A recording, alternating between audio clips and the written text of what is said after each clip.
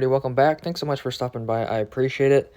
So I did a little bit of sustaining work today for the hospital, which included piping down the hallway, mounting this box inside of the ICU supply room, I guess you would call it. So I mounted this box and then went down the wall with MC for the last little bit. Shot a couple slack wires up to the ceiling. I used this existing slack wire with the box already on it that was already for electrical. So I went ahead and added a second box there, and then I shot a couple of slack wires for supporting the EMT pipe that came in to the back of the box.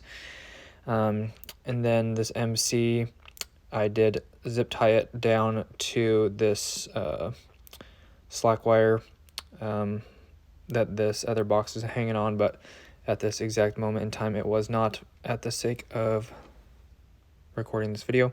Anyways, got this MC going down the wall over here, which is on the corner of the stud, and then shot a fish stick down the wall and then cut in a quad receptacle, or two cut-in boxes ganged together, and that is now a quadplex for some generator power backup receptacles for charging some important equipment at the hospital.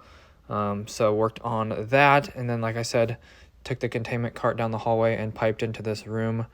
This is the hallway right here. So basically you just piped from about that glass box right there on the wall down to the doors, and then 90 straight in, and that's where you saw the other clip at the beginning of the video.